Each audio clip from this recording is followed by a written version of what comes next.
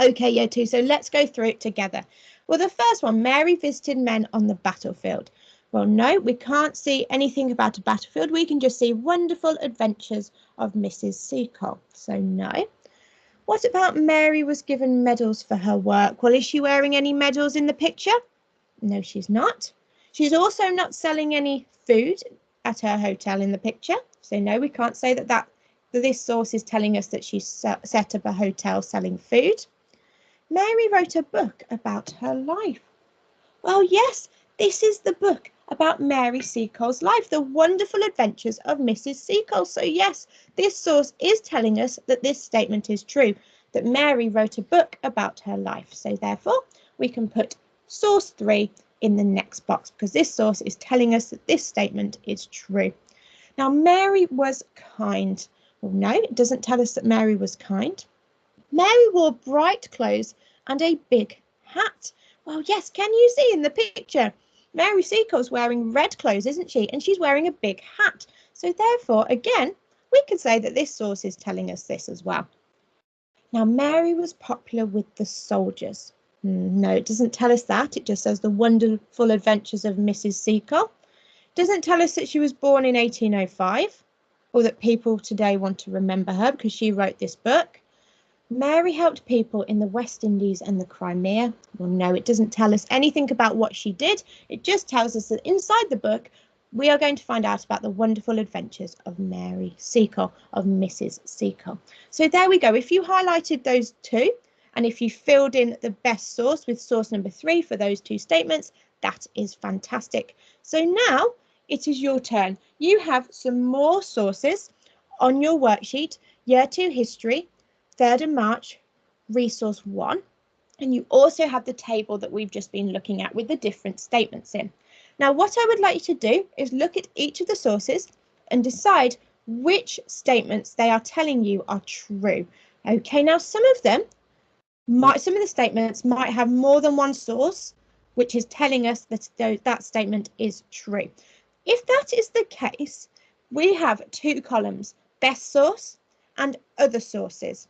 So after you've decided all of the sources that tell us each of these statements, if there is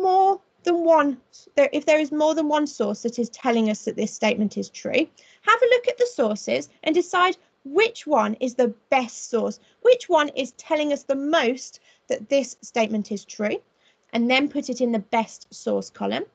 And then if there are any other sources, write them in the other column, okay? If they still tell us that that statement is true, but not as well as the other source. So if you could pause the video now and have a go at working with these sources, acting like an historian.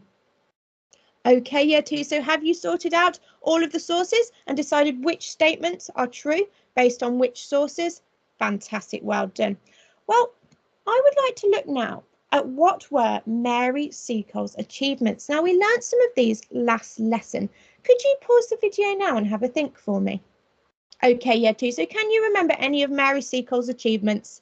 Fantastic, well done. Well, I have got 6 of Mary Seacole's achievements here. Number 1, she provided a hotel for British soldiers where they could recover. Number 2, she made herbal medicines for sick soldiers. Remember, she learnt some of this from her mother, didn't she? Number 3, she comforted the soldiers who were suffering from wounds. They called her Mother Seacole. Number 4, she passed on messages to relatives of sick and dying soldiers. So that's like Florence Nightingale, isn't it? She wrote to the relatives, to the family of sick and dying soldiers. Number 5, she provided soldiers with healthy food and drinks, such as hot tea and lemonade from her canteen. So she set up a canteen in her hotel where they could get food, healthy food from. Then number 6, she opened a store which provided basic items for soldiers at reasonable prices so they weren't too expensive and that they could afford them. And yes, she sold healthy food in this store, didn't she, at her hotel. So there we go. We have 6 of Mary Seacole's achievements, okay? You might have thought of more, which is fantastic. But we are going to concentrate on these 6. Now, your task now is to think, which do you think are her top 3 achievements? Because all of these achievements are brilliant, aren't they? But I want you to choose her top 3 achievements, and I want you to explain why you think these are her top 3 achievements. Okay, so this is the end of our history lesson today. So I'd like you to go and have a go at looking at the achievements and deciding which are her top 3 achievements. And I'm looking forward to seeing what you said when you send your work to the office. Okay, well, have a lovely rest of your day, Year 2, and I will see you in our next history lesson, which will be at School 4. Okay, have a lovely day. Bye.